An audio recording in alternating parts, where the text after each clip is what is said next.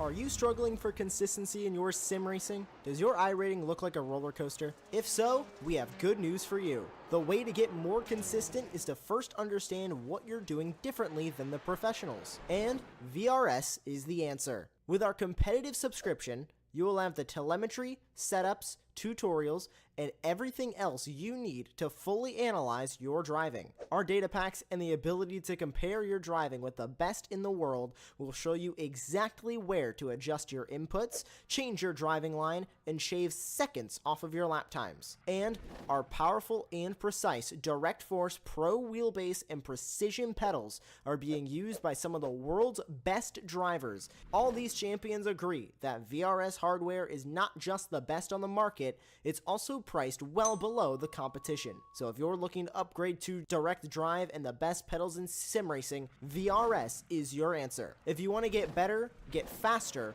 and make it happen sooner rather than later, you owe it to yourself to find out why so many people are switching to VRS. You'll be so glad that you did. Visit www.virtualracingschool.com and learn why the best use VRS.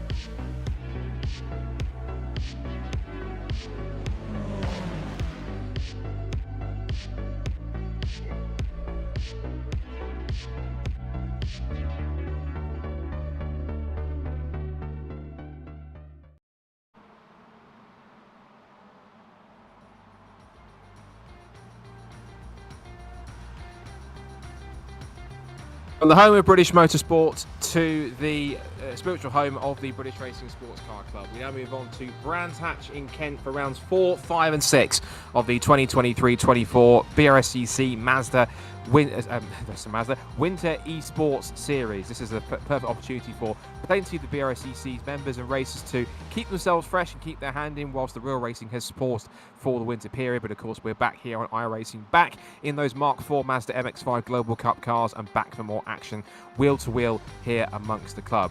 Evening everybody, Scott Woodward here to guide you through all of the action from rounds 4, 5 and 6 off the back of what was a very intense first 3 races on the Silverstone GP circuit. We've even come into the second evening of competition with a tie in points between 2 drivers, Ted Bradbury and William Chadwick, after they put on some great displays, and it was 2 wins toward Chadwick's 1 going forwards. Just a note to Josh Wilson, who's on cameras for us tonight as well, and also thanks to our supporters, to Will Blackwell Chambers and to Matt Kendall for our admins for the series, also to Hydro Racer, our supporters and sponsors for this season.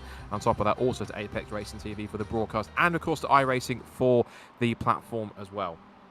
So we're currently at the moment about halfway through the qualifying session here at Brands Hatch. You can see the timing screen on the left-hand side, and it is Silverstone single race winner William Chadwick, who's currently fastest at the moment from defending series winner Mikey Doble, number 1. Yes, it is that Mikey Doble, who was former BMW Compact Cup champion turned BTCC star. He currently is second quickest ahead of Will Redford, James Dennison and Harvey M. Jones. Harvey M. Jones, one of a few newcomers in the field tonight, and we'll be going through 1 or 2 of them as we go through. But there's William Chadwick in car number 192. He is currently level in points ahead of alongside Ted Bradbury as we go on board with him down towards Surtees Corner. Well, as we're looking at here, we might have a possible chance to have a look at the point standings coming into the rounds 4, 5 and 6 at Brands Hatch. Again, lots of action going on from those first rounds. But as I mentioned, at the top of the tree, it is a tie between points between both Ted Bradbury and William Chadwick. 296 points apiece coming to Brands Hatch. It's Richard Jepp in 3rd, only a point ahead of Tom Griffiths in 4th. For the Mikey Doble, the defending series champion, only 5th after he had an up and down weekend, including 2 4th-place finishes. Then it's Jack Noller, Matt Kendall, Will Redford, Joe Doble, Lee Britton and Ari Barker rounding out the top 11. And then Will Blackwell Chambers up there in 12th, Isaac Doble. And then it's Andrew Tibbs and John Pethick in the top 15. Finley Lyons in there as well, who is the son of TTR UK's very own Stuart Lyons. Also John Higgins and also Tom Monhemius as well in there too. A few more drivers have got some work to try and pick their way up through the order, like Stephen Daly, 5-time BMW Compact Cup champion. He's got some efforts to try and get up the order, and so too are the likes of possibly Tom Selden and Mike Close and others who might want to get some strong results here at Brands Hatch. So the circuit itself then, Brands Hatch, effectively is the home circuit of the BRSCC, given that the club is only based just not too far up the road, 15-20 minutes away in real world in Kings Hill in West Malling. And so it's not too far away from this fantastic speed bowl. Of course, it's been the previous home of the British Grand Prix, of world sports car races and all sorts of other fantastic events. And of course, it is the home in the real world for the BRSCC of one of their Blue Ribbon events, the Formula Ford Festival, which there now, of course, is a eSports version of that now, the BRSCC iRacing FF1600 Festival, which has recently just had a new date announced for next year, which is November 3rd. So watch out for that if you're going to take part. But that is in obviously next year's time rather than this year, as we look forward towards this qualifying session. Here's one of our newcomers for tonight, Harvey Jones. He is a prospective runner in this next year's Fiesta Junior Scholarship at Blyton Park in February, so he'll be looking to try and see if he can win himself that prize pot of £65,000 plus, which is worth of Fiesta Junior Scholarship prize, including a drive on a fully fledged Mark 7 race car. A few others in the field hoping to try and make some efforts and inroads to tonight as well, including Richard Fraze, another one of them as well. He is a regular in the Super Classic Formula 4 Championship. He's currently 31st quickest at the moment. Also making his first appearance tonight is Luke Herbert. There is Richard Frey, in fact, in car number 68. I think he's hopefully looking to try and be in a red car next time, but he's got the bright blue for this one instead for the first round. Also in the mix, we've got Luke Herbert, three-time MX5 Super Cup champion. He is making his first appearance of the season, and of course he's a dab hand in an MX5, regardless of what generation, or even in real world or in the sim. He'll be looking to try and make an effort as well. Also, whilst we stay on board with Richard Frey, we've got Matt Dawkins, who is a racer in the Fun Cup Endurance Championship. He's currently the 18th quickest. He races for the EDF Motorsport team, for the Vape Club team car that he shares with Vlad Vasiliev. Looking down there, Ben Sharp, who is a regular Civic Cup racer, also on the grid tonight as well. A couple of drivers who missed out on the opening rounds at Silverstone are here for Brands Hatch. They're looking to be locking themselves in for the rest of the season. There's Ben Sharp in car 24. He's hoping to try and push on. Ben Sharp 29th fastest at the moment in qualifying. We're coming into the last 5 minutes of the session. William Chadwick still currently on provisional pole position, ahead of Mikey Doble in second place. And it's Will Redford, James Dennison and Harvey M. Jones making quite an impact on his debut in the series tonight. 5th fastest in qualifying so far. And there is Will Redford in the Nyan Cat livery. Now, Will Redford is a regular and it was a race winner in this year's Miltech Sports Civic Cup. And he's also quite a dab hand in the sim. He was runner-up in last year's series when he ran Mikey Doble all the way to the end of the season at Laguna Seca, and he was in the hunt until, and he won't thank me for reminding you about this, but then he had the off at the corkscrew, which put him out of the race, and not just out of the race, but out of the title contention as well. He has got one driver behind him, but I think he's going to be a dark horse and certainly a contender for the title in this Weekend eSports series, and that's Ted Bradbury, who has been an absolute sensation in the Gazshocks Mazda MX-5 Championship this year. Stuck the car on pole position in his first ever race weekend, just barely 2 weeks after he just learned to drive a manual gearbox. So he certainly is pushing on, and he's since then taken a race win and ended up 3rd in the championship. So he'll be wanting to improve on that and get himself a little bit high in the points after his 2 wins. In fact, one of those wins came with a photo finish. He was able to just pick his way through and get a last gasp move on William Chadwick and just beat him to the line by some 37 thousandths of a second at the checkered flag. He takes 2 wins to William Chadwick's 1, and he ends up on top of the points, tied at least on 296, coming into this weekend. So the all identical Mark IV Mazda MX-5 Global Cup cars, an incredibly popular car mainly for rookies in the series in iRacing, but also for experienced veterans. It's one of those cars where you really have to, they're easy to pick up, but they're quite difficult to master, and the fastest of the fastest drivers out there really do know how to get every single little ounce of performance out of these MX-5s. And for those who follow BRSCC competitions in real world will know that one of their strongest and most populated paddocks is that in the Mazda MX-5s, as Bradbury tries to leap his way up to 4th fastest in the times, 1:38.011. He's still about roughly 3.5 tenths off the fastest time, set by Will Chadwick. He's shuffled James Dennison down to 5th place, and Harvey Jones down to 6th. The rest of the top 10 sees John Pethick, who's just in the car 150 there. He was just a couple of cars behind Bradbury. He's currently in 7th. Matt Kendall, who'll be in the all-white car, is 8th. Currently looking at Will Blackwell Chambers, former MX-5 Super Cup champion himself, and he's one of the main admins behind the series as well. Good to see him out there in his customary number 43, which he has run in the years when he hasn't been a champion. He's usually run 43, as that is his number. And as he heads his way down Pilgrim's Drop and towards Hawthorns on this qualifying lap, he's still got 3.5 minutes to go and change to be able to see if he can get himself a little bit higher. Also in there around the top 10 is Tom Griffiths. As we now switch to Stephen Daly. Good to see Stephen taking part. He's no stranger to iRacing, and of course in the real world, if you know his exploits, he's quite a dab hand at the wheel of a rear-wheel drive BMW. 5-time BMW Compact Cup champion, and he has been quite handy in sim racing once or twice. I've seen him racing in TCR touring cars, racing in iRacing before. Now stepping into the MX-5s in the Winter eSports Series, and of course in his customary white, black and orange livery. We're riding on board with him. He's just chasing after the 50 car of Lee Britton, and get a good onboard shot here of the way this Brands Hatch Grand Prix circuit just flows and sweeps. It's one of those fantastic natural, it's relatively untouched. We come through. So as they come onto the pit straight once again, there's quite a few cars just packing up a little bit here, just grouping up to try and get a bit of a tow. A couple of cars moving out of the way as we come across the line.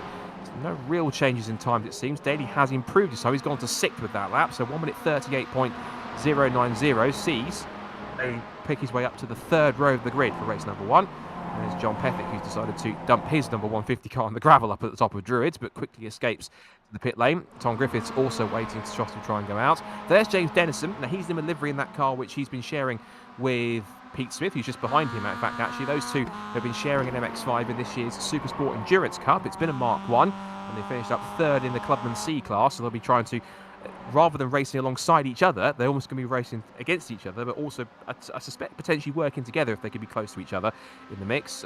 Pete Smith is actually outside of a top 25 by the looks of it, but James Dennison certainly getting him a knack of this MX-5. There's Pete Smith there, 29th at the moment, so out just inside the top 30 runners. As you see there, just James Dennison just blinking in and out a little bit. There are one or two drivers whose connections are just spiking just a tiny bit as we work through, but these two cars seem to work together a little bit here as we come towards the end of this qualifying session. And Chadwick still provisional pole position. Mikey Doble, car number 1. Of course, he's running the Power Max livery, which he typically runs as part of the touring car team. He had that brilliant announcement earlier this week that he has been confirmed again as a British touring car driver for Power Max Racing for at least another season, and he will carry on into 2024 after an amazing debut season in the championship, which even saw him take an incredible pole position at Silverstone in the wet as well. So, qualifying is complete here at Brands Hatch. We're getting set for the first of 3 15-minute races here at Brands Hatch on the full GP circuit. Of course, the former home of the British Grand Prix, and it's been home of so many top racing series, but now it's time for the BRSCC Winter eSports guys to come out to play. So Will Chadwick then starts from the front row of the grid from pole position for race number 1 of the night, alongside Mikey Doble on the front row. There's Will Redford and Ted Bradbury on the second row of the grid. James Dennison looks to go well from 5th. Then Harvey Jones, a great debut starting spot from P6 on the grid in row 3. Then it's Stephen Daly and John Pettick from Matt Kendall and Will Blackwell Chambers in the top 10, followed by Tom Griffiths and Lee Britton on row 6 in 11th and 12th. Going back to row 7, it's John Higgins and Joe Doble from Ben Sharp and Ewan Charmer making his debut tonight in the Series 2. Andrew Tibbs and Richard Wooten also making his first appearance, completes the top 18 ahead of Steve Roberts and Tom Selden. Then it's Matt Dawkins, the Fun Cup racer, 21st on the grid alongside Ari Barker and Chris Etheridge and Luke Herbert, also making their first appearances of the year on row 12. Then it's Finley Lines for TCR head honcho Stuart Lines alongside Isaac Doble, who starred really well in the reverse grid race at Silverstone. He starts 26th. Then it's Reese Lewis and Matthew Parks, Pete Smith and Keith Dalton rounding out the top 30. Then Tom Monhemius, Richard Frey making his debut tonight too. James Roberts, the regular photographer for BRSCC, starts 33rd. Then Will Hopkins and Chris Humphreys, who's one of our fantastic Orange Army, the Marshal, back in 35th on the grid. And thank you to him and all of our fantastic Marshals for their efforts this year. So we somehow have picked up all 35 drivers. So we'll see if we can. Let's see if we can get racing. I'm just waiting for one or two guys to just get themselves back on the grid and line themselves up for what should be quite an intense run. Of course, Brands Hatch on the GP circuit, it's slightly narrow. There are one or two passing spots, but you have to really commit to it. But let's see who wins the whole shot down towards Paddock Hill Bend then. So round 4, the 2023-24 BRSCC Winter Esports Series is go when the lights go out. We are underway. A stream of smoke as they all head down towards Paddock Hill Bend for the first time, and it's even Stevens between Chadwick on the left and Doble on the right as they charge towards Paddock for the first time, and it's Chadwick who leads it and gets the whole shot. It's second place for Doble, third for Will Redford. Are they going to get through safely and cleanly? They're all getting through so far. Fingers crossed up towards towards Druids, having a sneak up the inside, looks to Ted Bradbury for third, trying to get past Will Redford. He's had a better running qualifying than he did at Silverstone. One or two cars having a little bit of strife towards the top of Druids, but they've all seemed to have got through just about safely. And out of Graham Hill Bend and on the short straight towards Surtees for the first time. And immediately, there is an attack here. It's 3-4 wide down towards Surtees. One of the Dobles in the background has been in trouble. It might well be Joe Doble, I think. And he's gone around on the exit of Graham Hill Bend, but now's to come down through Pilgrim's Drop and towards Hawthorns. We're right on board with Will Redford. He's tucked in a slipstream behind Mikey Doble in second place. There's Chadwick. Continues to lead as he did at the start of race 1 at Silverstone. Doble looking to the outside. They hit the brakes. They turn through the right-hander. It's a strong start also for the purple car in 5th place of James Dennison. He's held on to his starting spot as they pile their way down towards into the right-hander at Westfield. Almost forgot that for a second. And then up through Dingle down through Sheen Curve. There's a bit of bumping and boring to go through, but Denison's gone through into 4th place, so one car's been shuffled back. Appears to be Will Redford. He's there down 3 or 4 spots. 2 more cars hitting strife in the background. One of which I was trying to pick out who it was. It might be car 24. It was 24 that had the issue. And dropped back. 24 was... I can find him on the timing screen, which I should be able to. Ben Sharps, he was well in the mix there too. Also someone who's been dropping down a little bit. Might well be Chris Etheridge. Meanwhile, leaders back across the line to end lap number 1 then in this first race of the night at Brands Hatch. And it's Chadwick who leads. Mikey Doble in second place, but for how much longer as Doble goes steaming up the inside, trying to hold on to the place, but taking the high, wide and handsome line through Paddock Hill Bend goes Chadwick, goes defensive to the inside, and here comes Bradbury on the outside in the white, orange and blue car. He's going for second place, and that's the view you can see behind. He is literally inches apart as they come out of the hairpin at Druids and down towards Graham Hill Bend. Into second place, up the inside goes Bradbury. He's looking to go to the front of the field, and we're back to exactly the same scenario that we had back at Silverstone. It's Chadwick and Bradbury first and second at the front of the field, with Doble and co chasing after them. I have to say, it's an impressive start so far to hold on to his qualifying spot and some to improve on that from James Dennison up in 4th. So he's doing a grand job at the moment, but it's Daly 5th, Blackwall Chambers 6th, Harvey Jones is still 7th, and he's only lost 1 place from where he started. And then Lee Britton, Matt Kendall and John Higgins round out the top 10 as the rest of the field piles its way down Pilgrim's Drop and towards Hawthorn for the second time. There is John Higgins Jr. He's been chased by Tom Griffiths. That's the battle for 10th position at the moment. As we turn in now with Tom on the onboard with Tom Griffiths through Westfield over the curb, a little wide there from the Hills Motorsport man, running the same number and same livery as this year's MX5 Super Cup Pro Class champion Aidan Hills, because Aidan Hills is the team boss of Hills Motorsport, and not only that, he's this year's Pro Class Super Cup champion, and that car being represented now by John Higgins Jr. as Griffiths gets a nice little run exiting the left-hander at Stirling under the bridge and back in through the right-hander at Clearways and through Clark Curve now to end lap number 2. So everyone's starting to group together a little bit here. A little further back, that looks like Isaac Doble scrapping with Keith Dalton, and whoops, sideways I think for Matthew Parks, and off the road he goes, and I think inadvertently goes into the pit lane, so that wasn't quite where he wanted to head. I'm not quite sure, there's no pit stops, Matthew, so you have to try and loop him back around, which he does. Just lost out to Tom Monhemius, who I think was the other driver who was involved in the spin. Ewan Charman also going. He's been down to 32nd place. So as he rejoins, the rest of the field make their way down towards it. Meanwhile, further back, there's been 1 or 2 incidents. Joe Dale was involved in it. There's been 1 or 2 incidents. Think further up the field as we can see. Meanwhile, for the lead, up the inside goes Ted Bradbury. That's the move in towards Surtees, and up into the lead he goes then, but Doble's got a good run off the corner too, and now here comes Chadwick. They're going to be side by side. Down the hill then, under the bridge at Pilgrim's Drop and towards Hawthorns. They're all bunched together. Doble gives Chadwick the push. He looks to the outside line through Hawthorns. Now to the right-hander they go. Doble takes his high, wide, and handsome line round the outside at the right-hander at Hawthorns. Can he hold on to it? Yes, he can. Bradbury realised he wasn't going to win that battle anytime soon, just slots back in behind because he knows there's still quite a bit to go here in this first of 3 15-minute races. We're coming up to a third race distance already with 4.5 minutes run. But this lead pack of about 8 or 9 cars are starting to group together here. We've got Chadwick from Doble, from Bradbury, from Dennison, then Stephen Daly in 5th. Harvey Jones in his first Winter eSports race still up to 6th now. Then 7th place for all Blackwall Chambers, 8th for Lee Britton and 9th for Matt Kendall. That's the top 9 as they come back out underneath the bridge and back onto the pit straight once again through Clark Curve. And Chadwick now just holding on. If we look back from Harvey Jones, there's number 43, Will Blackwall Chambers, looming large on that rear bumper camera. If we come back down towards Paddock and he's having a look up the inside as Harvey Jones goes defensive, as he was possibly looking up the inside to make a move on Stephen Daly, but he couldn't make that stick either. So So they come back out of the right-hander at paddock, back up towards the Druids again, and now Doble trying to apply the pressure here as he goes for second place. Chadwick has a little bit of breathing space now, but he's have to try and pull away and make the most of that if he can. So we ride on board with the defending eSports Series winner and, of course, former BMW Compact Cup champion and, of course, the GT5 champion, we shouldn't forget either. Took both of those titles on the same weekend at 2 different circuits. So incredible sort of logistics work there between Silverstone and Donington helped him achieve that one. And of course, Mikey Doble now a bona fide star in his first season in the British Touring Car Championship, looking to try and improve on his results from last year, and possibly even go for a second title. But he has got some ground to make up in the championship, and to do that, he's going to have to start winning races. There's Stephen Daly, car number 46. He's being chased down by All Blackpool Chambers 43. 2 more champions within BRSCC circles.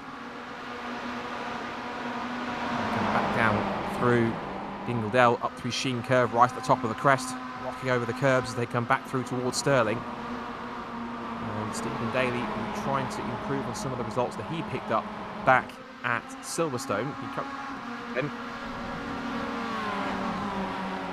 Like it is, his best result actually was in 11th place in that 3rd race. A bit of a rough race in the first 2 going through. We've got a bit of a replay here looking back in the pack.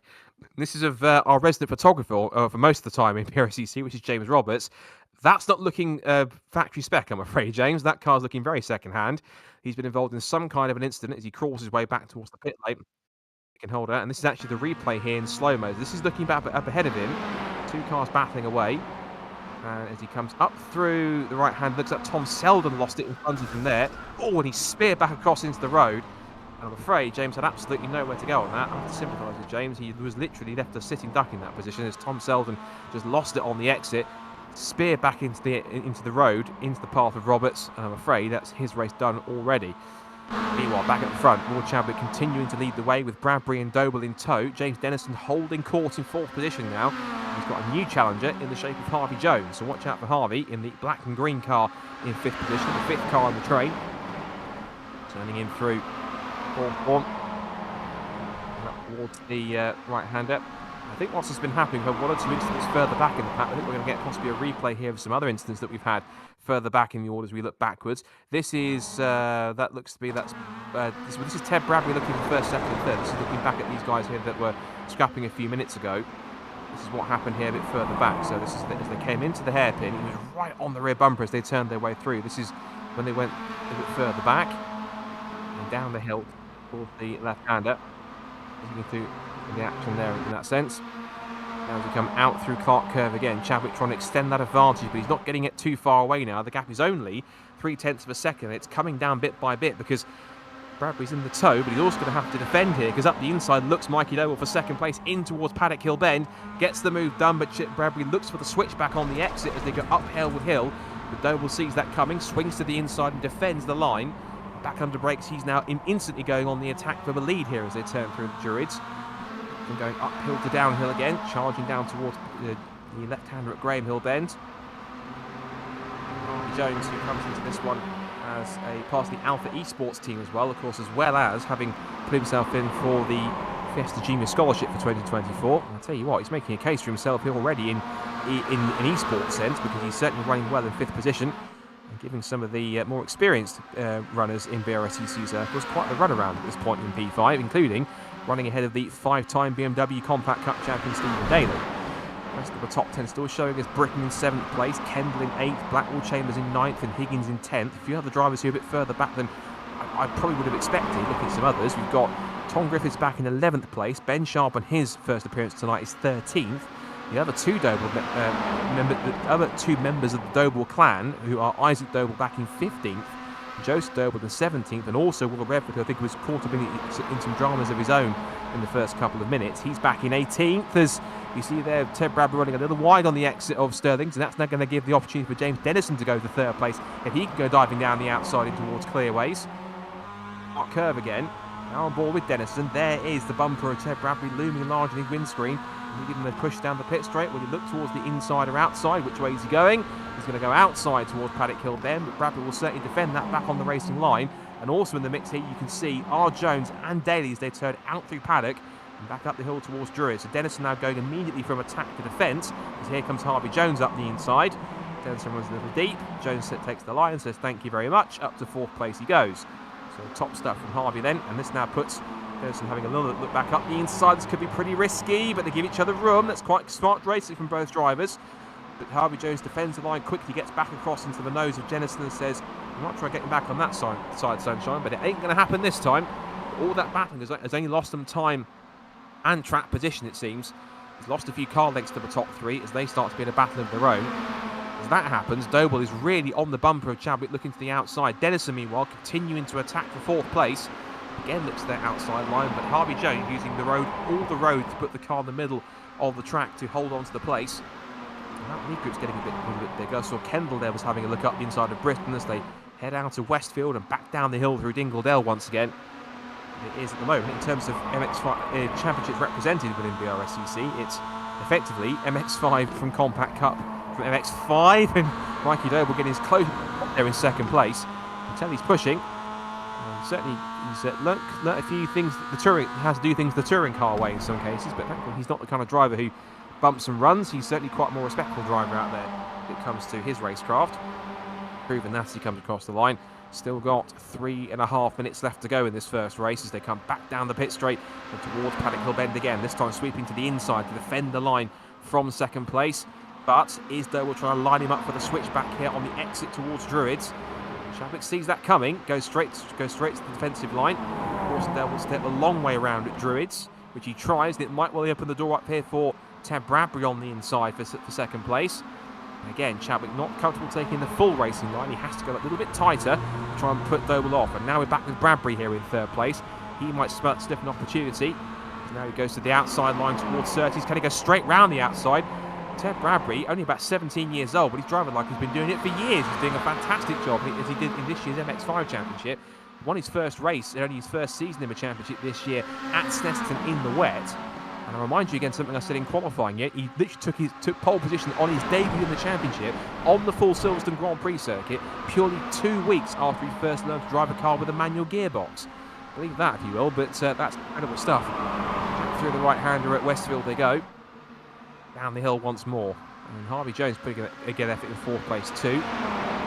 Some of the lap times at the moment, just looking at our live timing screen, the best lap time so far appears to be, fastest lap of the race has actually gone to the car in 4th place, Harvey Jones, 1:37.878, so he's running pretty well.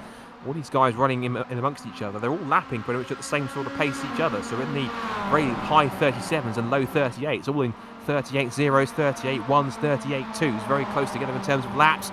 You can see here how Harvey Jones just stacking up James Dennison into the path of Stephen Daly. Lee Britton there in the black and yellow car with the pink roll cage, he's up there in 7th place. They're all just backing themselves up into each other as this battle continues to intensify. Now I think we're going to be on to potentially the last lap of the race here, because a lap is about 1:37, 1:38. Their last lap time got in the low to mid 1:39s, so we could be seeing possibly checkered flag this time by, and this is when points make prizes. So let's see if Doble can try and push a little bit harder here. He might be thinking about his opportunity, but he'll know the time. He can see that time's running out, and so too does Bradbury see that, and everyone else. Through all that sequence, Stephen Day's moved himself up to 4th as Doble gets shuffled out of the queue. Now, I couldn't quite see if he made a mistake there or if there was a bit of contact. Either way, it's now put them side by side between Chadwick and Bradbury down the back straight. This is exactly how it was at Silverstone. These two battling out wheel to wheel down the back straight towards the right-hander at Hawthorns. Now it's side by side for 4th and 5th. It's now Harvey Jones has gone to 3rd place. So through all that melee, Mike Doble's gone down to 4th position at this point, because Harvey Jones, on his debut in the series, the Fiesta Junior Scholarship hopeful, up into 3rd place now in a podium spot, and he's actually not far off the top 2 if he can get himself in there. There's only about roughly 35 seconds left of this race to go. We may well get checkered flag this time by. We could even get one more lap to go if they're quick enough to align. But the harder they scrap, the slower lap time is going to be, and they might not even get there as Bradbury tried to turn in, found Chadwick on his apex, now to really back out of it, and here comes Harvey Jones with a great run off of Sterling's, now back up towards the right-hander, under the bridge towards Clearways and Clark Kerr for the final time. Doble somehow has got back up to 3rd place. How has he done that on the last lap of the race? Meanwhile, up through Clearways and Clark Kerr for what could be the final time. Is the checkered flag being prepared? Across the line they go, and it is going to be, is it one more lap? Is it going to check a flag this time? No, it's one more lap. They're going to get one more time around, so they've only just got across the line, and they did it. If I can look at the race timer with, what was the race timer? doesn't tell me on the timing screen, but it's going to be one more lap to go then. So one more chance for Chadwick to hold on to this. It is 3 abreast for 4th place behind them. This is Jones. For 5th place, in fact, rather. Denison gets shuffled out wide, almost attacks Britton, which he does. Off goes Britton into the barriers. He's out of it. He will go backwards down the hill and out of what could have been a solid top 10 finish. Doesn't get much luck in eSports, does he, Lee Britton? He's back in the mix anyway. Now, this is the top 4 now. Chadwick, Bradbury, Doble and Jones all together. Out of Surtees, up the hill through Pilgrim's Drop, and now down towards the right-hander at Hawthorn. Also scrapped for 5th now between 2 Old Compact Cup adversaries. That's Daly and Kendall scrapping over 5th and 6th. And Denison, who was at one point looking at a podium place, is down to 7th. So important stuff here as Daly and Kendall go side by side in towards the Westfield. Off the road, the back has gone John Higgins Jr. by the looks of it. I saw the Aidan Hills coloured car off the road, and he was battling, I think, with Tom Griffith. So that could be him in the mix. There's a bit of lap traffic up in front, but I don't think they're going to catch it this late in the race as Doble holds on to 3rd place ahead of Jones. Chadwick trying to replicate what he did in race number 1 at Silverstone, which is hold on to the race lead and hold on for victory. He's got one more corner to do it. There is a back marker in front, but they're not going to catch them. There could be a last-minute switch for 3rd place if Jones can find a way past Doble here, who, remind you, of course, is a touring car driver, whereas Harvey Jones has been getting himself in the mix possibly for the Fiesta Juniors. Up towards the checker flag they go. It's going to be a 2nd victory of the season and a 1st of the evening for William Chadwick. He wins round 4 at Brands Hatch in the Winter Esports Series. It's 2nd for Bradbury, and at the line, Mikey Doble does just hold on from Harvey Jones by about 0.5 of a second. But hats off to Harvey Jones for his first appearance in the series. 4th place on his debut. A fantastic run from Harvey, and certainly one to watch out for, I'm sure, for the rest of the series if he contests it all. 5th goes to Stephen Daly, 6th to James Denison, 7th to Kendall. Then it's going to be Tibbs, Blackwell, Chambers and Griffiths round out the top 10. And the rest of the field will come through and take the checker flag, but William Chadwick will certainly be happy with that, and it now already ties up the win tally. It's 2 apiece now between Bradbury and Chadwick. And of course, as the grid is set by the results of race 1 for race 2, it will put those 2 drivers back on the front row of the grid together. And I wonder if Bradbury might get the better jump down towards Paddock Hill Bend and maybe even go for victory. Well, that's how we kick things off for night number 2 of the Winter Esports Series for BRSCC. And an excellent job all round from everyone involved. 1 or 2 skirmishes towards the back, but the racing at the front was pretty clean, pretty intense, and pretty fair for most cases. Last few cars just coming across the line to take the checkered flag. A few more performances I should mention too. Let's have a look.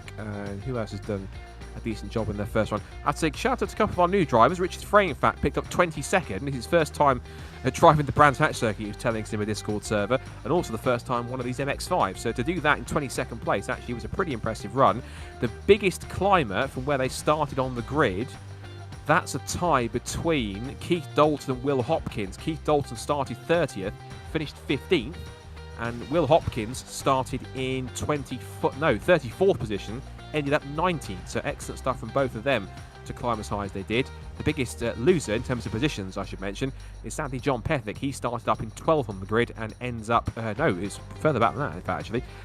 Looks like it was 8th on the grid and ended up 26th in the end, so unfortunate for him. And a couple of the drivers that hit strife. Steve Roberts was involved in some early incidents, so was Finley Lyons, so was Matthew Parks, unfortunately. Chris Etheridge and Tom Selden we saw going off the road as he got caught up with James Roberts. But, as you mentioned, the grid is set for race number 2 by the finishing positions of race number 1. So just to recap them for the grid and for the result, it's William Chadwick who starts then on pole position, with Ted Bradbury alongside him on the front row of the grid. Mikey Doble and Harvey Jones take up the second row from Stephen Daly and James Denison. Then Matt Kendall and Andrew Tibbs, Will Blackwell Chambers and Tom Griffiths. That's the top 10 from race 1 to start race 2. Then it's Ben Sharp and Lee Britton on the 6th row of the grid from Richard Wooden and Isaac Doble. It's Keith Dalton and Will Redford in improved starting positions for Keith, but Redford down in 16th with some work to do from the 8th row.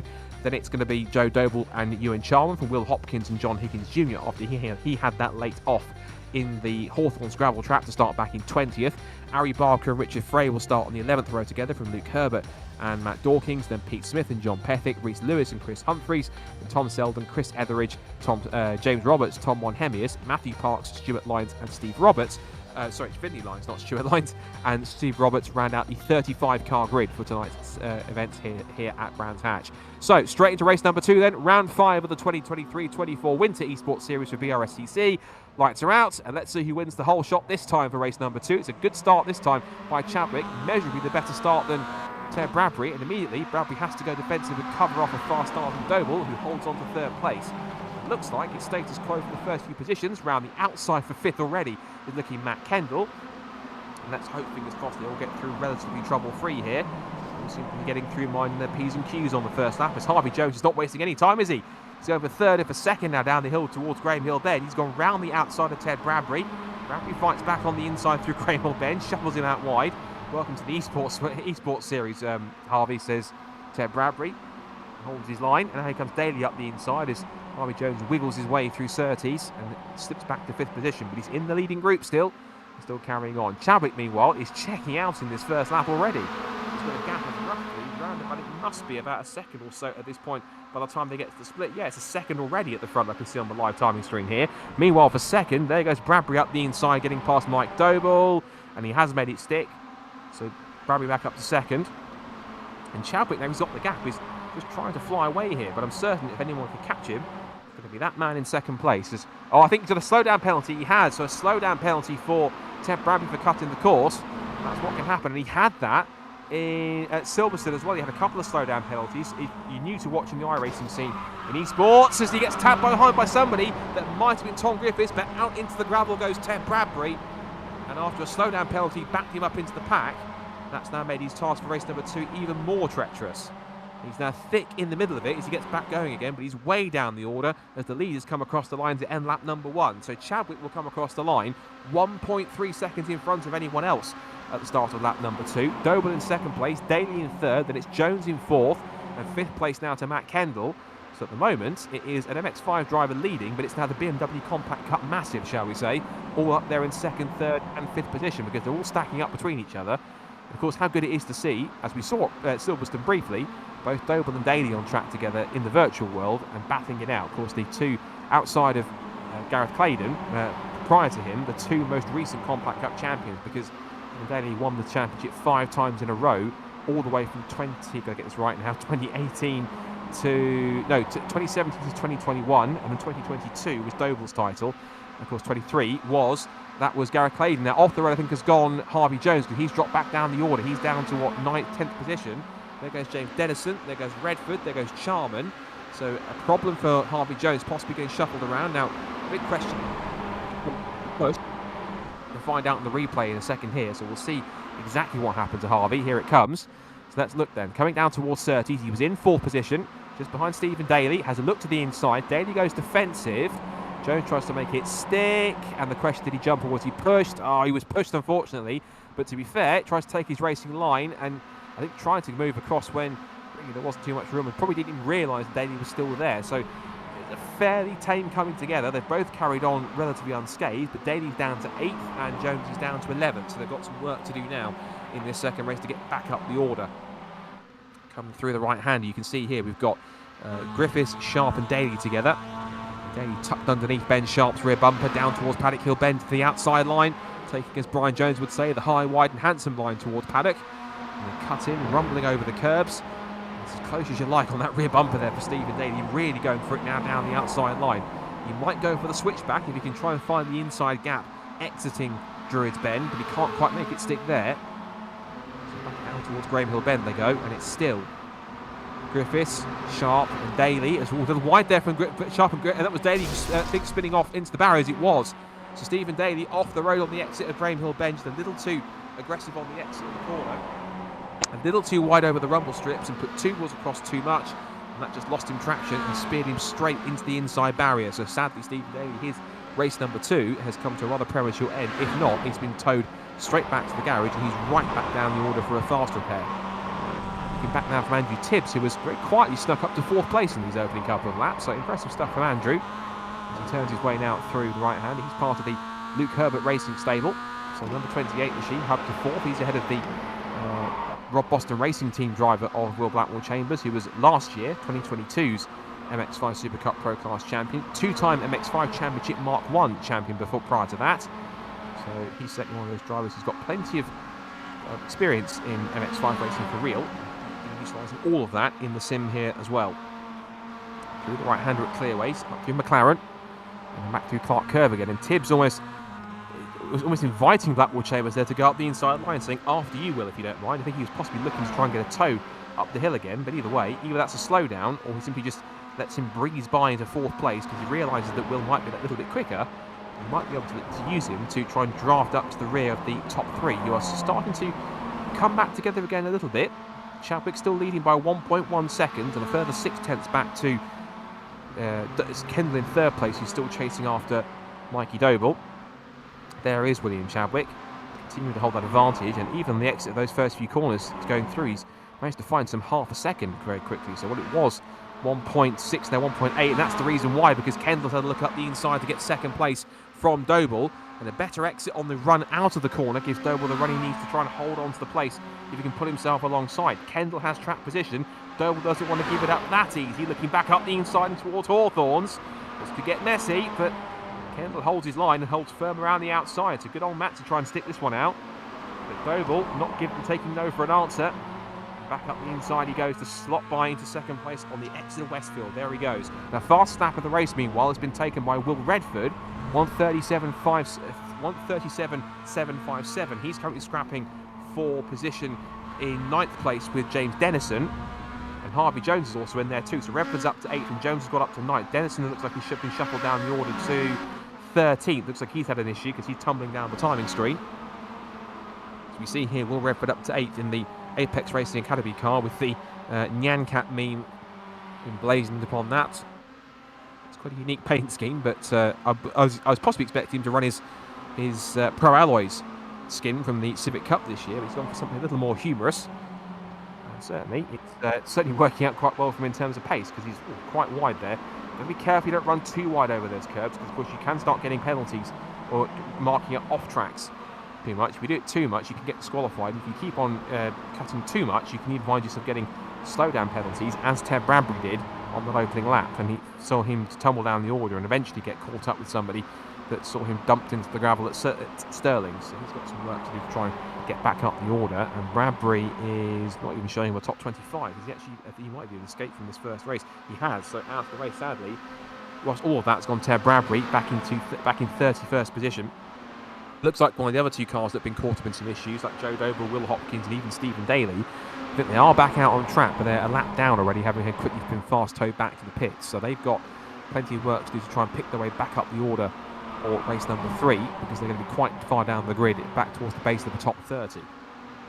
To remind you, there is a partially reversed grid for race number 3. I believe it's the top 10 that gets reversed. So if that's the case, then of all people to find themselves on the reverse grid pole, it would be Isaac Doble, who was on the front row of the grid for race number 3 at Silverstone and led for half the race until he had that spin exiting Vale Corner and Club. He pushed him right down the order, but he was possibly on course for a fantastic win if he could make that stick. He's currently battling away for 9th place with Harvey Jones, who was on the recovery trail after he had his mishaps. He had that little tangle that came together on the exit of Surtees with Stephen Daly in the early stages. So lots to do. But meanwhile, this is the scrap for 2nd place, and it's the ex-Compact Cup champion versus the current Compact Cup racer.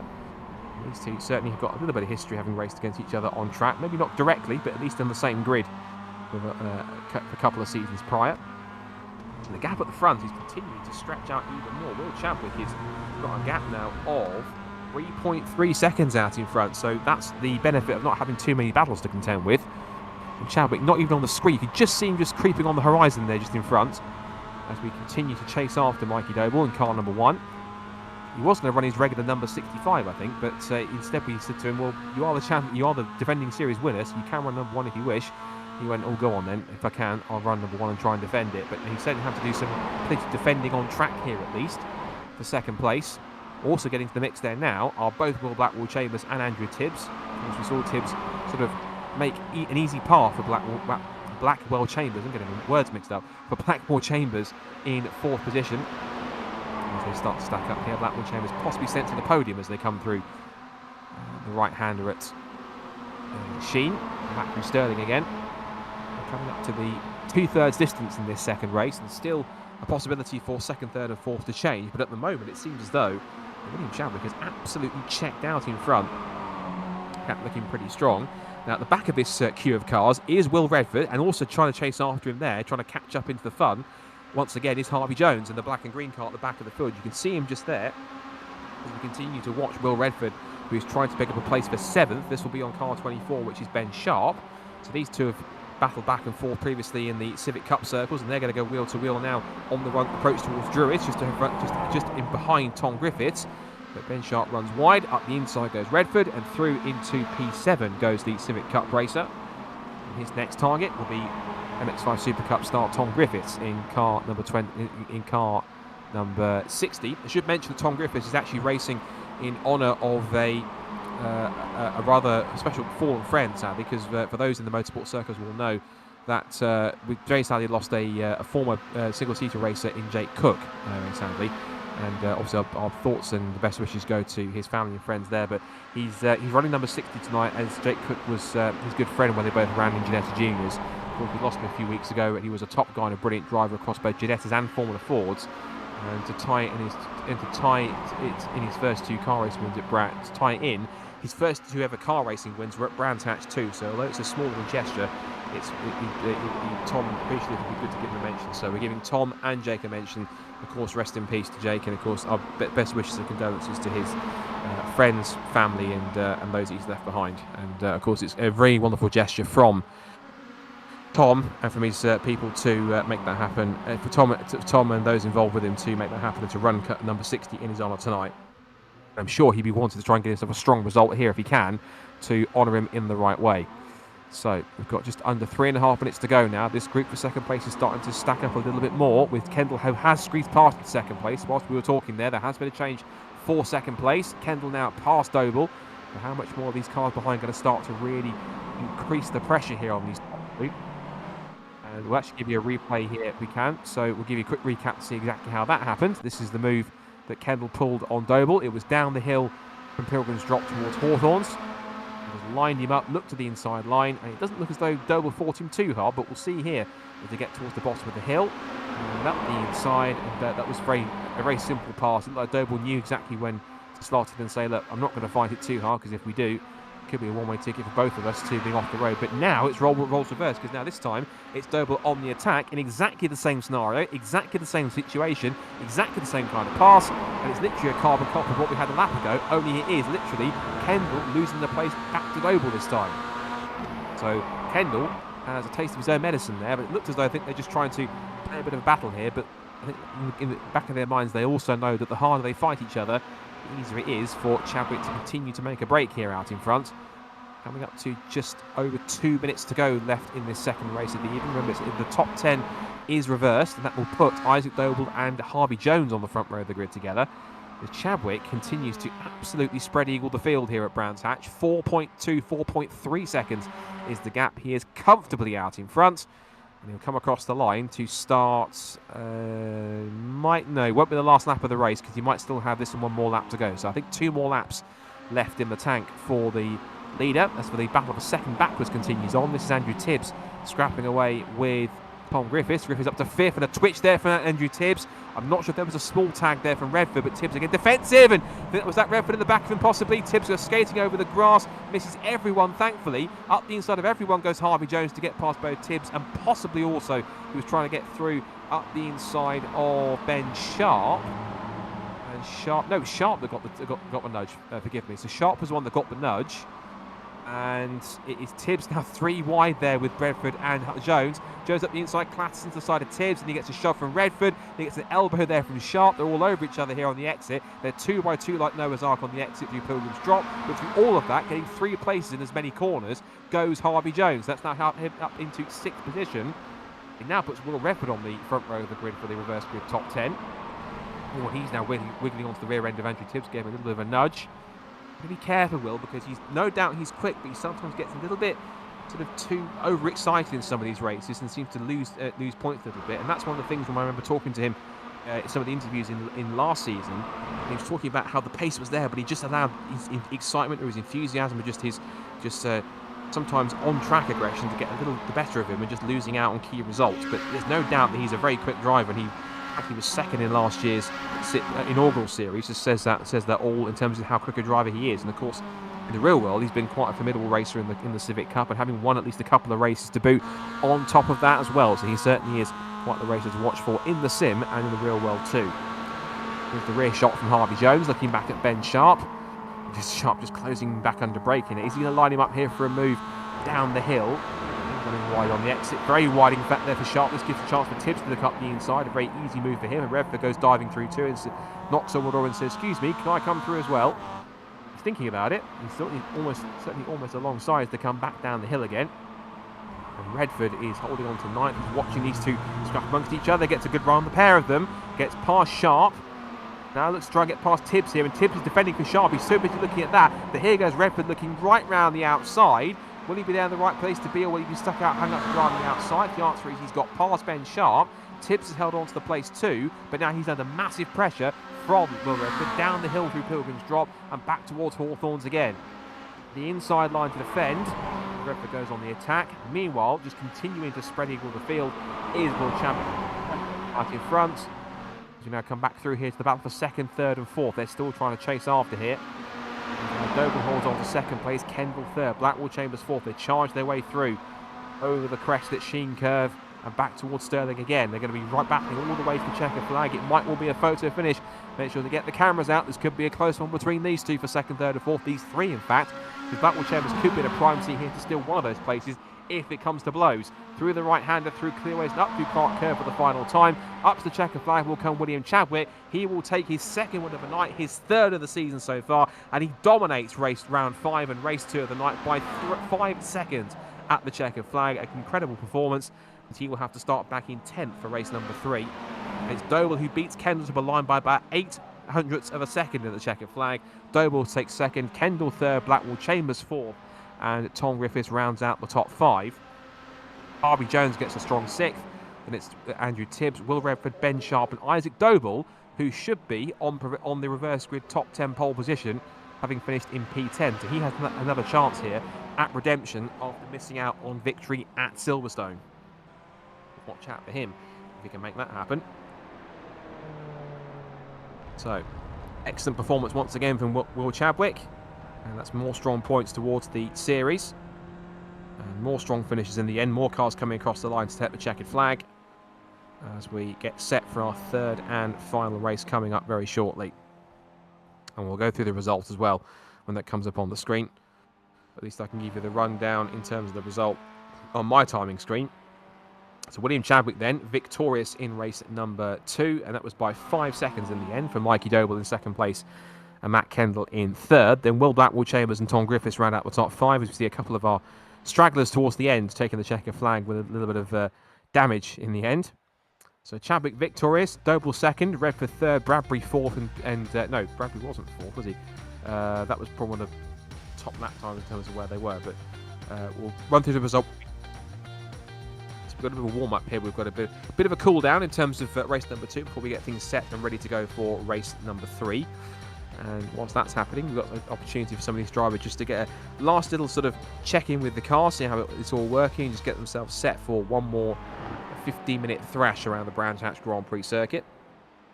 Of course, this is the last race of 2023 of this winter series. Of course, the next 4 races are all going to be in 2024. And just remembering that the next run in the event is going to be towards the beginning of January. So we see a couple of the cars here just get themselves warmed up in the warm-up, quite fittingly. Just whilst we're on this break, just a quick mention to those involved to say a thank you to basically everyone who's competed in BRSCC competitions and taken part in the race weekends, whether they've been an official, a marshal, a team member, a driver, a supporter, anything else. Just a big thank you to everyone who has been a supporter or a competitor or someone who has taken part or been a part of a BRSCC race weekend throughout 2023. Very much appreciated for the support, for all our drivers, for all our team members for being on track and bringing us some more memorable moments up and down the grid. To our fantastic marshals as well. Of course, we've got one of them on the grid, James Humphreys, who's been racing. He's a keen sim racer alongside his duties in motorsport as one of the Orange Army. And a big thank you to everyone who is a marshal in motorsport. And it's a phrase we use a lot, and there was a nice social media post that went through on the BRSCC channels just this week, just saying thank you to the marshals. And again, this is a very commonly used phrase, but it's absolutely true, is that without marshals we simply couldn't go racing, full stop. And they put a lot of dedication and time and effort into the sport they love, and for that they make sure that race events in the real world can run as smoothly as possible. So thank you and it's events like this also that gives them the chance, it being BRSCC members, to get involved and to race against some of the drivers who they might even be waving flags for in the real world. So good to see Chris on the grid, and hopefully we'll see in the future, for future esports competitions for BRSCC, maybe a few more marshals can get involved, and possibly see a bit of an internal competition, an official one, between each of them and any future series going forward. So of course looking forward to next year, of course, for BRSCC. The schedules for just about all the championships that are running are now available. If you want to find out information on any of the championships and series that run within BRSCC, you can head to the website, which is brscc.co.uk, and you can head to the Formula section and see the full roster of all the championships and series that run with BRSCC, including, for next year, of course, for the first time, a new partnership with Ginetta Cars. So that'll be fun to see, as they, of course, will retain their spot as a support championship to the Intelligent Money British GT Championship. Of course, they'll have their own Ginetta G-Fest, which BRSCC will organise for the first time. That will take place at Anglesey in the summer. And also on top of that, the Ginetta Juniors will also have a round away from their regular running for their next round, where instead of them running on the same weekend as... No, they run at G-Fest, but what they'll also do is that they will also run at Silverstone on the TCR UK weekend, on the same weekend as another established junior series, which of course is Fiesta Juniors. So the first time I think that both of those championships will have ever been on the same weekend together on the same package. Speaking of Fiesta Juniors, I should mention, as I've said a few times, about in particular Harvey Jones. Of course, there is the 2024 BRSCC Fiesta Juniors Scholarship. So if you have a young racer aged 14 to possibly 16 or 17 years old that wants to see if they can possibly bag themselves a fully funded season's worth of racing in a Mark 7 Fiesta Junior race car, courtesy of Proalloys Racing, and support from BTCC star and driver coach for the winner, Josh Cook. Also supporting the sim from BRSCC sim partners at Sim Motorsport and other supported other areas of the package that will provide support. You can head to the website and click the banner where you can find out more about how to enter if you are a young driver or someone who is a parent of a young driver that wants to take part in that. You can do so by heading to the website brscc.co.uk. There is the banner towards the top which says you can link through to the Fiesta Junior Scholarship event page, find out everything that you need to know about that, and of course if you want to enter you can do so, and who knows, if whoever enters it could be an entry that ends up winning that fantastic prize of being first ever BRSCC Fiesta Junior Scholar. So the warm-up session continues on here at Brands Hatch ahead of round 6. Third race of the evening of the second event of the BRSCC Winter Esports Series. Okay, thank you to Will Blackwell Chambers and Matt Kendall for their support as admins, to Hydro Race, of course, you can see on the screen, for their support of the series. And I believe the highest scoring racer of each round receives a Hydro Race bottle, courtesy of them as well, which is great to see. So we'll see who can pick that one up. But here's the grid for race number 3. As I mentioned, top 10 is reversed for the result of race 2. So Isaac Doble does start from pole position alongside Ben Sharp on the front row of the grid.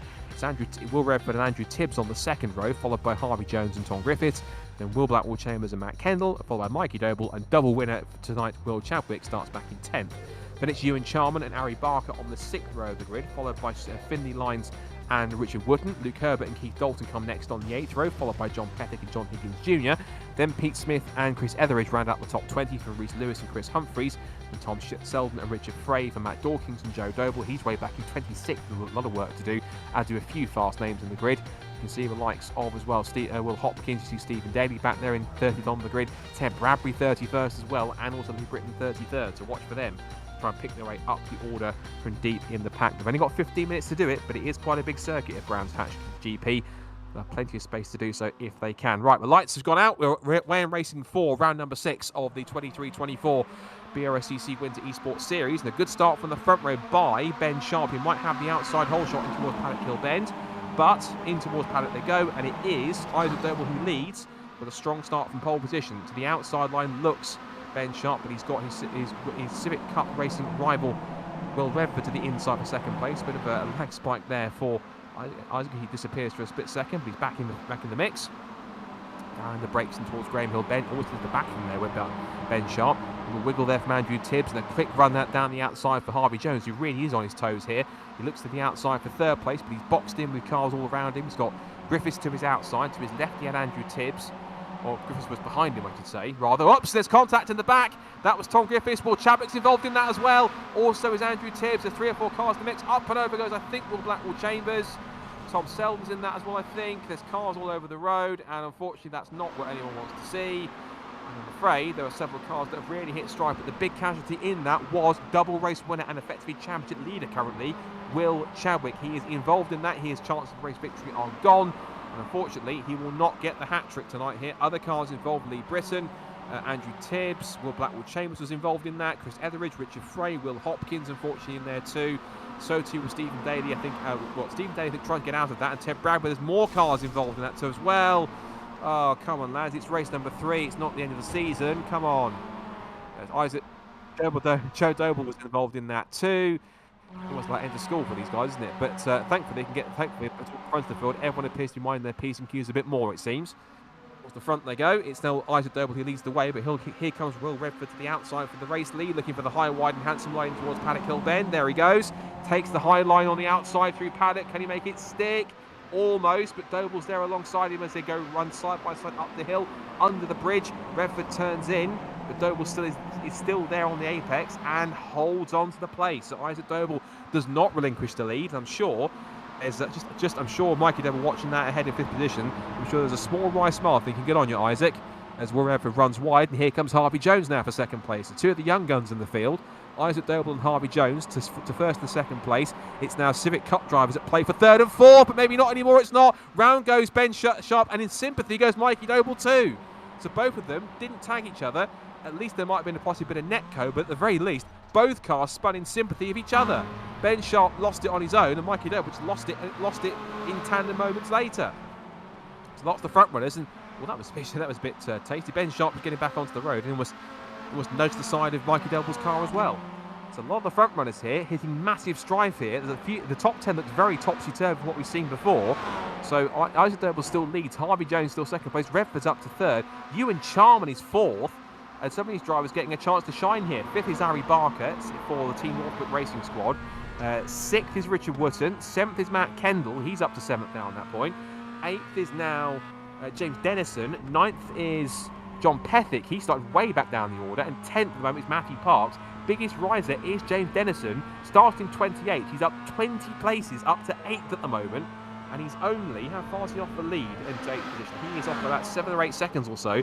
Keep fighting like this, they'll catch them in no time. Almost 3 abreast casually for 3rd place, as Isaac Doble's been shuffled down, so it's going to change here. Who's in the lead now?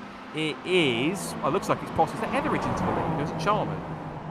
We'll figure it out in a second. There's a lot going on here at the front of the field. No, there's 1 or 2 cars towards the back. I think there's Etheridge who is staying out of the way. Harvey Jones now leads it because there are cars all over the place in front of him. That's lapped cars in front that were confusing me.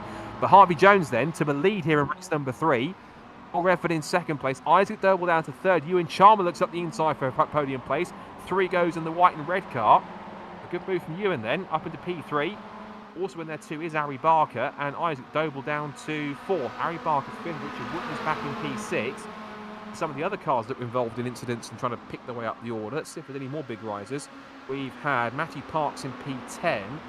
Should mention James Roberts into 14th. He started back in, what was that, 32nd place he started.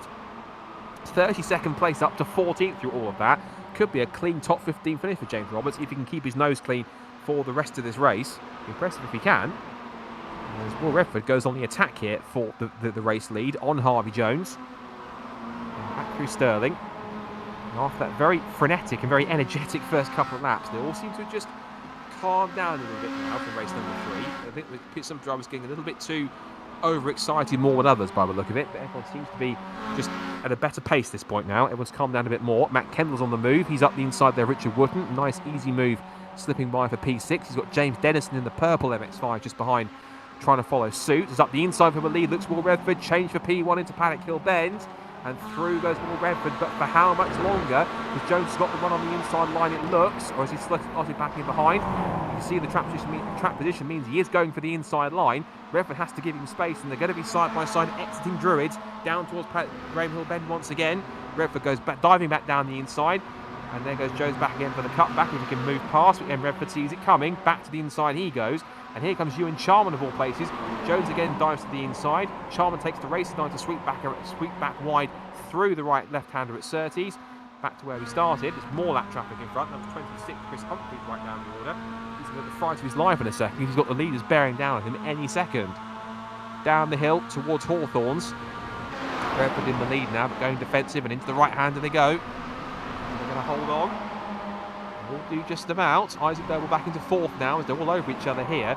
There's the unsuspecting Chris Humphries. Get the Jaws music out, because he should have stayed out of the water, because he's got an angry pack of sharks behind him coming here in the form of the race leaders. This is a great shot, in fact, actually, looking back for Chris Humphries, watching them get closer and closer behind him as they battle amongst each other. This is a great camera view, actually, watching these top six go through. Chris Humphries runs wide, tried to stay out of it, and he gets by Harvey Jones.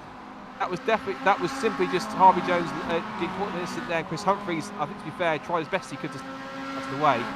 And Harvey Jones, unfortunately, is the big casualty from that one. So another of the front runners out of it after getting caught up in somebody else instead of race number 3. I'm sure that there'll be frustration for Harvey, and I'm sure that Chris will feel quite not guilty, but he'll feel quite disappointed in that side of things. But he did the best he could to keep out of the way, just ran wide, lost the back end of the car, and round it went. So, back to the front, a slightly different race here. Redford now leads. It's now Ewan Charman in second place. This is not the top 5 I envisioned in this race, I'll be honest. It is Redford from Charman, from Doble, from Barker in 4th position. 5th now is Matt Kendall in the white MX-5 towards the back. There's Harvey Jones in the pit lane, I think, trying to get that car fast repaired if he can. Yeah, which he has done just now. He'll try and get it back out as quickly as possible. Any others doing a very quick tyre change here as well. Meanwhile, side by side, here comes Ewan Charman looking for the race victory here. It's gone past half distance here. He's still got 7.5 minutes to go plus change in this third race of the night. And Charman putting on a real effort here to try and squeeze his way through if he can. And there goes Charman. Redford, we squeeze him to the edge of the road. There's defensive, and then there's that from Will Redford, but he holds on to the place nonetheless. So Charman thinks, right, if that's how you want to play, if it's going to be hardball, I'll try another way next time. The right-hander over the curb at Sheen. Twitch of oversteer as they just rumble over those rumble strips. Now through Sterling. This car looking a little bit loose as they come back towards the end of another lap, and Charman just sensing an opportunity here. Is he possibly just getting a bit frustrated or just trying to hold on to a place if he can? But it's 15 minutes, so if it was a longer race, he might be able to sit back and just try and push on and build a bit of a gap. But when it's a 15-minute race, as close and as action-packed as on a circuit like Brands Hatch in cars like MX-5s, you don't have a second to just sit back and play the patient game and play the waiting game here. You have to take every opportunity that you can to try and make it through. And again, Charman thought about it on the inside line, but Redford sweeps across and takes the racing line into Druids as the top 4 start to stack up. The car behind them there, I think that's Chris Etheridge, so that's not a car for position. That is in fact a car that's a lap back but running an okay pace with the current race leaders. Matt Dawkins is down the black car just in front, another of the lap cars, and it is Chris Etheridge in there in the hashtag Blessed livery car. It's the same livery that they run on their Citroen C1 Endurance Series car. Down the hill, and again, just things have just relaxed a tiny bit here, which is not often you say that in a iRacing MX-5 race, that's for sure. William Chadwick, though, back in 10th position after his adventures. He's into the top 10 now, looking to try and make a move on Matt Parks. And Matt is one of the bigger movers in the field. He's up 18 spots. The biggest mover is James Dennison. He started back in 28th position up to 6th, so 22 spots gained in this one. The biggest car that's dropped down the most is Ben Sharp. He started on the front row of the grid in second place. He's down 29 places and a laps down, at least a couple of laps down, in 31st place on the road at the moment. Also way down, of course, are the likes of Ted Bradbury and Steve Roberts and Stephen Daly, also who got caught into incidents. So there goes Will Chadwick, again, not wasting any time at all, muscling his way through at Sterling's to get up into 9th position at the expense of Matt Parks. And meanwhile, this is change for the lead. No, Will Redford's managed to escape, because now Ewan Charman under big pressure from the cars behind him. This is now for 2nd, 3rd and 4th. You kind of have to ignore Chris Etheridge in the white, pink and yellow car towards the back of this 4-car pack. He is way down the order, but not far behind. Keep an eye for the 2 cars behind him in the distance. That is Matt Kendall bringing James Dennison with him, and they are battling over 5th and 6th position. They're just at the top of the shot. There they are. Kendall in the white MX-5, Dennison in the purple MX-5. And I remind you again that Dennison has made up 22 positions from where he started, from 28th to 6th through all the melee of the first couple of laps. Keeping it clean and tidy is one of the big strategies, particularly when you're racing these cars in the rookie ranks of iRacing. It's one of the things they tell you. Don't worry about lap times, don't worry about positions, don't worry about trying to pass somebody.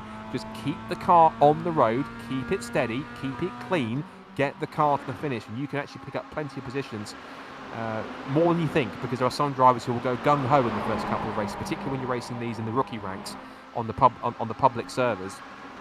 And just simply some cars don't make it to the first lap, and you can start even for the pit lane. You can still finish in the top 10 or top 15 depending on the field, on the strength of field that you're up against. You can really make some progress just from keeping your nose clean and just keeping out of trouble, and that's exactly what Dennison's done, doing a fine job of avoiding all the melee and the fracas that was going on around him on those first couple of laps to pick his way up the pack and into a very strong top 10 position. Will Redford, meanwhile, has got himself a little bit of luck in these MX-5s in this series, because he's now out in front by about 3.3 seconds at this point. He's put the lapped car of Matt Dawkins between himself and the rest of the car scrapping over second, third and fourth. Charman does hold on to second place, and Doble's into third. So as they come into Paddock Hill Bend again, we're just over 3 minutes on the clock plus change left to go in this final race of the night. It's going to be quite an unexpected top 10, I can tell you that, but it might well start to kick off a second, because I can see that both Matt Kendall, I just saw for a second, and James Dennison are right at the back of that queue. The anomaly, bless him, is the hashtag blessed car of Chris Etheridge in that car fourth on the train. There it is, the blue, yellow and purple car with the black flashes towards the bottom of it's like a multicoloured car in the mix. His car is way down the order in 20th. Yeah, 20th in the order, so he's actually a lap down on the leaders. So it's now the job of both Kendall and Dennison. If they can pick their way past him, there's an opportunity here for them to start to squeeze themselves into the mix and maybe even get a podium if they can play their cards right. It might work out for Doble in a second, because Isaac Doble is going for what could be second place. He was darting around left and right behind the white and red machine of Ewan Charman in car number 45. As they make their way out through Westfield, surely the primary task now for Kendall and for Dennison is to squeeze past Etheridge. Of course, with a lapped car, it's down to the faster car behind to make their own way around here, so they can't just expect the lapped car to move out of the way. There is the element of not holding them up, but at the same time, it's up to the faster car to find their way around them on track to make that move on track to take the position. At the moment, to be fair, Etheridge is keeping pace with the cars around him. He doesn't need to move out of the way. Yes, there are blue flags, but he's ultimately running at the same sort of pace. So I think once he's not holding up too much, he should be fine. In fact, he gets the message now, and very smartly lets both Kendall and Dennison through. It's good driving there from Chris. Well done. So I think he's just you can get to a point where if you continuously ignore blue flags and there's a car that's obviously faster than you don't at least possibly make some kind of an effort to move out of the way. Typically it is, if you're the faster car coming up behind you, it's the job of the slower car to stay where they are and to be predictable and to let the faster car make their way through. But in that scenario, it was probably more beneficial for Etheridge to move out of the way, not being involved in that fight, just letting them carry on amongst themselves. So it's now become a 5-car scrap for second and third place here between Ewan Charman, Isaac Doble, Harry Barker, Matt Kendall and James Dennison. Those 5 cars right behind Matt Dawkins here, who are riding on board with looking back at, they are scrapping over the podium places. Will Redford, meanwhile, is nearly 5 seconds ahead, and they are going to get the checker flag this time by, because the checker flag has just popped up next to the timer in the top left of the screen. This will be the last lap of the race, and we won't get one more time around by the look of it. So this means as we come towards the end of a lap, it's now literally action stations for everyone scrapping for the podium.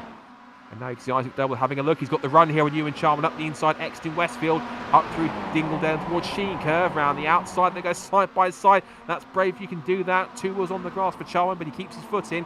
Back up the inside for Sterling and holds on to second place. Round the outside looks Kendall. He's under threat now from Dennison. They're going to be side by side for position for 5th, down towards the right hander for the final time. They're going to come across the line. Is it going to be checker flag? I think he will be this time by. There's going to be the scramble from a line here. Cross the line goes Will Redford. He takes victory in round number 6 of the eSports series for BRSCC. As for second, third, fourth, fifth and sixth, all together now across the line. That's pretty close, but it's going to be Charman and Doble on the podium, only just. So Charman second, Doble third, Barker fourth, Kendall fifth and Dennison sixth. All of them covered by about 7/10 of a second between them at the checkered flag. That was excellent close racing. A little bit scruffy in the first couple of laps with incidents between some of the major front runners, including double race winner Will Chadwick, I'm certain, would have been leading the championship coming into race number 6 tonight after his 2 race victories ahead of Bradbury. He was involved in that first lap skirmish, and that means that it's allowed some other drivers to benefit and take some strong results. So really good efforts from Ewan Sharman and Isaac Doble. Ari Barker, good stuff from him as well too, and Matt Kendall and James Dennison. A few good drivers in here too as well. A few more drivers down the order. We've also got in there James Dennison 6th, Richard Wooten 7th. William Chadwick got back up to 8th after involvement in the incidents. He still gets some solid points in 8th place. It's 9th for John Pethick, 10th for Finley Lyons, and a shout out to James Roberts also. 11th from starting, 32nd on the grid, makes up 21 places and crosses the line in 11th place. Excellent stuff as Matthew Parks, number 38 car, looks rather second-hand, but never mind, it's iRacing. It's the end of the race, so you can tell it's the end of the night, so they're all going a little bit silly now across the line, as you tend to get in some iRacing races. Race is over. It's obviously a virtual race car, so you can technically do what the hell you like with it. Once the cars cross the line, you're not racing for the rest of the night. But either way, it's been quite an entertaining 3 races. I'm certain this is going to be a big shake-up, particularly race number 3 in terms of points scored. Some drivers getting towards the front, and it may well start to close things up quite handsomely by the time we get to the next round into 2024. So looking at some other results, there's some other drivers who could and should have been a bit higher but got involved in incidents. Harvey Jones, of course, was one of them. 15th, but certainly he has had an evening to be proud of, at least in those first 2 races, being right up there in the mix. Other drivers who did suffer some misfortune: Will Blackwood Chambers, Mikey Doble, of course, on top of that as well. He got involved in incidents on the first lap. Ben Sharp as well, Ted Bradbury, Stephen Daly. Bad luck on their part getting involved, but in the end, it was Will Redford who picked his way through, and he finally gets a bit of good luck in this series. He gets victory in race number 3 of the night, round 6 of the BRSCC Winter Esports Series, with Ewan Sharman in 2nd place. Isaac Doble rounds out the podium in 3rd. Then Ari Barker, Matt Kendall, and James Dennison rounded off the top 6, with those 5 cars from 2nd to 6th, separated by just 7/10 of a second at the checkered flag. Brilliant stuff.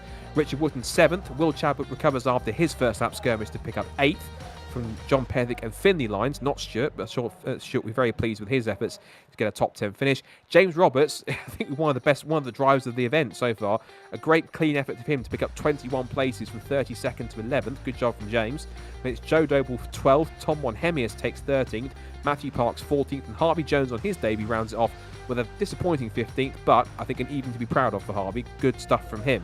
16th for Keith Dalton, 17th for Lee Britton, 18th for Mikey Doble after his misfortunes, then 19th for Chris Etheridge from Tom Griffiths, who rounds out the top 20. Then Andrew Tibbs, Luke Herbert, Richard Frey, Tom Selden, Reese Lewis, Pete Smith, Will Blackwell Chambers. Some more of those front runners that got involved in things: Mikey Doble, Chris Humphreys, Will Hopkins, Ben Sharp, John Higgins Jr., then Ted Bradbury and Steve Roberts. Of course, Stephen Daly also hitting strife as well on top of that too. And breathe, because that was quite a action-packed 3 race. I think we might possibly have 1 or 2 drivers in the server we can possibly bring in to have a mention. We've got a couple. So let's see if we can grab, first of all, Will Chadwick, first of all, to have a quick chat. He's at least waiting, so we can at least have a word with him. So let's see if we can possibly, I think, if we can drag him in. That's that one, Joshua. So let's have a chat with Will Chadwick then. Will, an amazing night for you. Quite an evening of 2 halves, really. You had those 2 fantastic races that saw you take race 1 victory by quite a tight margin, race 2 at a canter, and then race 3 was pretty much a fight back through the field after a very messy first couple of laps. But just on the whole, I think an even that you could be incredibly proud of. Yeah, I think I executed pretty well. There was not much I could do in race 3 with the crash, but, you know, these things happen in sim racing. So it's not too big of a deal. You just move on and you try and do the best that you can do with whatever car you have after a bit of contact. So I think overall I'm pretty lucky, and it's not too bad of a result to become 8th in that final race. But before that, of course, you had 2 excellent drives through the pack. You had the race one battle that you had with Ted was pretty much reminiscent of what you guys had at Silverstone, which was fantastic to watch anyway. But with race 2, were you surprised with how much you were able to pull away? Was that simply just a case of you were keeping your nose clean, everyone else was scrapping in behind and just allowing you to get away whilst they were all losing time to each other? I think it's not necessarily surprising. It was surprising that I got the chance to break the toe, I think, is the main thing. I knew that if I had the chance, I'd probably have a really good opportunity to pull away. And yeah, I managed to get a gap after they were battling. Once it got above 2 seconds, the tow effect is really quite reduced. So thankfully, I was able to pull a bit of a gap and thankfully come through to a pretty nice victory. Just looking on the screen here, just your point of view and how you got caught up in that race 3 incident. I think it's safe to say you were looking back at it on the slow-mo. You were quite lucky not to be involved in some of the bigger incidents in that. You got tagged by somebody whilst another incident was going on. But then, was there a moment when that was happening? Were you thinking, "Oh, for goodness sake, please don't come make contact with me because I just want to carry on"? Because that looked like we're seeing on the onboard in slow-mo now. There's a moment where you think, "Oh, this is not going to go well." I think. Yeah, just lock the brakes up entirely and just don't move, and wait until the majority of people have gone until you try and make your move to resume. Because in that sort of incident, you just don't want to get any more additional damage. A hit to a wheel is race ending, and thankfully, because I don't think the damage was very minor, I think a couple tenths a lap, if that. We were able to carry back on, and it proves why you need to keep going in these sorts of races, because those sorts of points can be really crucial coming to the end of the season. Yeah, particularly when the fact that you've now got 3 wins under your belt now from the first 6 races, which is pretty strong, and I'm pretty certain that you were going into that last race given you had 2 wins on the trot as the series leader. Of course, now we've got the break over Christmas and New Year. Next round is at Donington Park. Is that a round that you think you're going to be particularly strong at, given that it's quite a popular circuit, or do you think that Donington could be a possible Achilles heel? What do you rate Donington Park in terms of your chances, and if it's a circuit that you think you can go well at?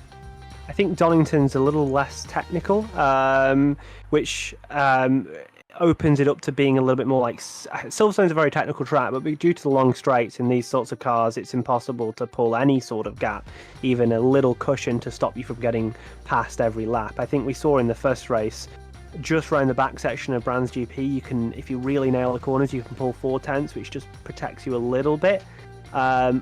A track like Donington, it's very slipstream based, and I imagine it'll be a harder time defending a lead if I'm fortunate enough to have one. But yeah, I mean, I like all tracks, so we'll give it a good go. I've certainly not got a track that I dread to go to, and yeah, I think just trying to keep it clean throughout the season.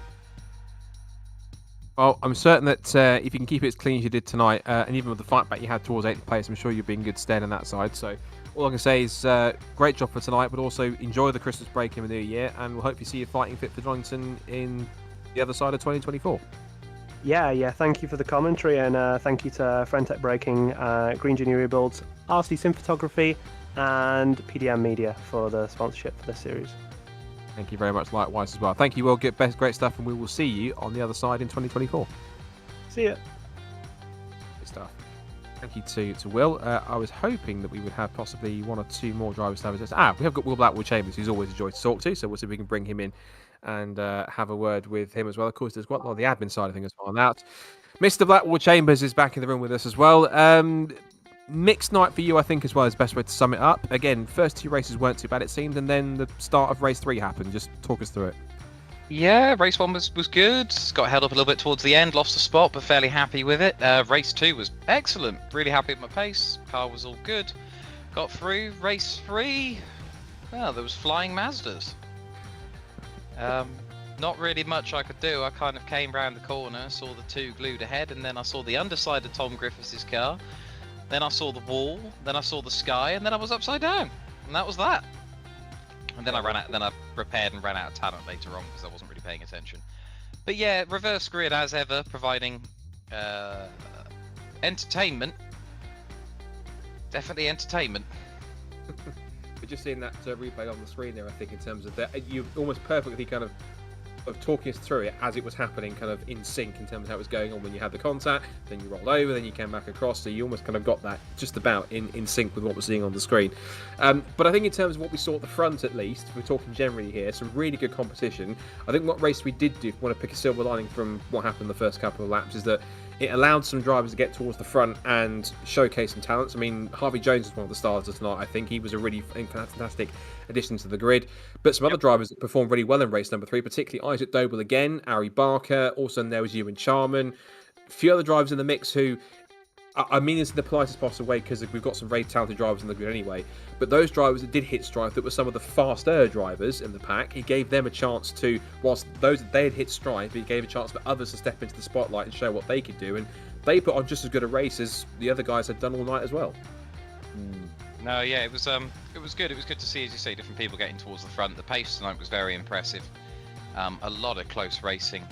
You know, Will Redford clocked out a little bit in that one, and Will Chadwick clocked out a little bit more in race 2. But beyond that, you know, you've got packs of 5, 6, 7, 8 cars just running around together, which is fantastic to see.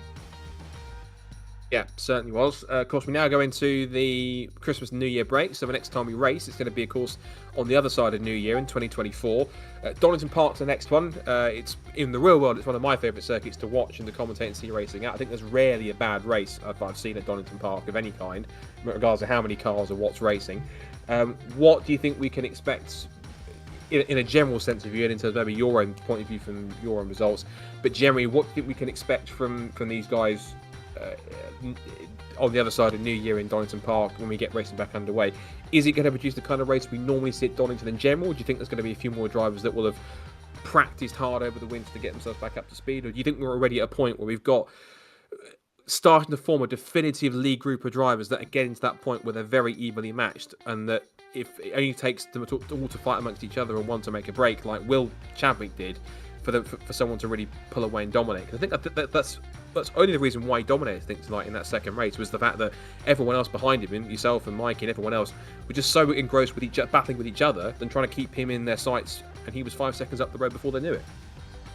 Yeah, I mean, these cars particularly different from cold tyres as well, and he really nailed the opening lap and managed to pull a gap, which was excellent. But I think, you know, as you say, everyone's getting very quick. The top 10 are incredibly quick. I'm probably one of the slowest ones in there, but if you look at, what is it, between 3rd and 8th in qualifying, they're all within a 10th. You know, the front end is very, very competitive. I think it'll be the same at Donington. We've probably got a little bit more space to play with. The track's a little bit wider, so hopefully that'll help, because we had a little bit of carnage at the back end of this one. But a lot of drivers like it in real life. It's very well modelled in this game as well. So I think we'll see a lot of close wheel-to-wheel action. And of course, you've got the long back straight, which always lends itself to a bit of drafting, which these cars love. Do indeed. We both know it from real and from sim that MX5 never fails to disappoint when it comes to action. Excellent stuff once again for, I think, everyone tonight. Thanks to you, of course, for racing, of course, and again, Upset Public and the broadcast have already. Thanks to you and to Matt, of course, for all the admin work that you guys do behind the scenes, and to everyone else that's part of it so far. I think a first 2 very successful opening races to kick off the second Winter Esports season. 4 more still to go. We've still got Donington, Knockhill, Alton Park, and then the Laguna Seca finale again. And I think if they're as entertaining and as competitive as the first 2 have been, I think we're in for possibly a season that could see things again go down to the wire, and I think keep things even more unpredictable than last time was. Oh, I'm sure it will be. And as ever, thank you to Hydro Race for sponsoring the series. Bottles will be made available. Good man. Well, again, go and enjoy the break, and we'll see you in a racing aspect for this. For the obviously, we'll talk offline before that, but in terms of the sim racing aspect, go and enjoy the break, and we will see you and everyone else on the other side in 2024. But for then, great stuff again tonight, Will, and best of luck for next time. Perfect. Cheers.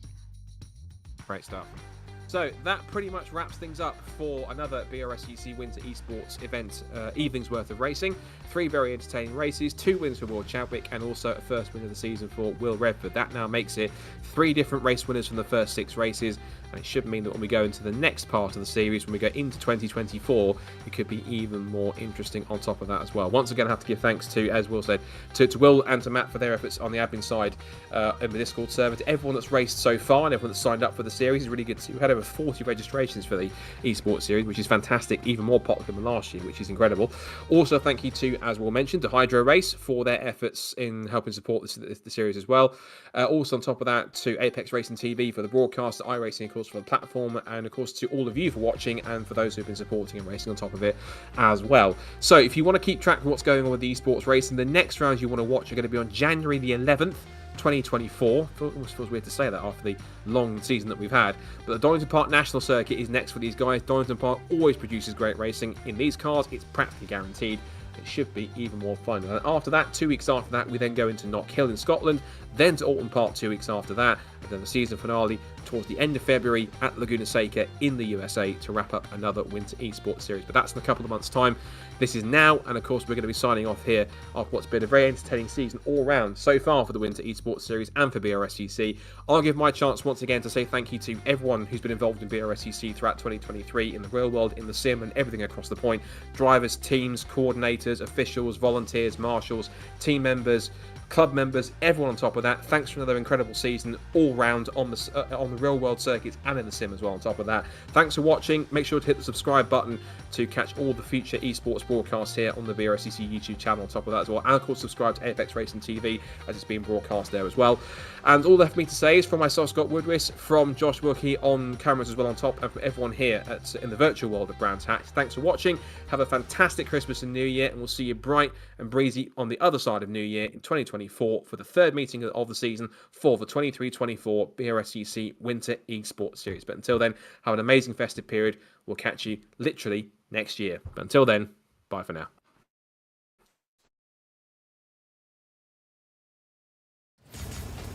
Are you struggling for consistency in your sim racing? Does your iRating look like a roller coaster? If so, we have good news for you. The way to get more consistent is to first understand what you're doing differently than the professionals. And VRS is the answer. With our competitive subscription, you will have the telemetry, setups, tutorials, and everything else you need to fully analyze your driving. Our data packs and the ability to compare your driving with the best in the world will show you exactly where to adjust your inputs, change your driving line, and shave seconds off of your lap times. And our powerful and precise Direct Force Pro wheelbase and precision pedals are being used by some of the world's best drivers. All these champions agree that VRS hardware is not just the best on the market, it's also priced well below the competition. So if you're looking to upgrade to direct drive and the best pedals in sim racing, VRS is your answer. If you want to get better, get faster,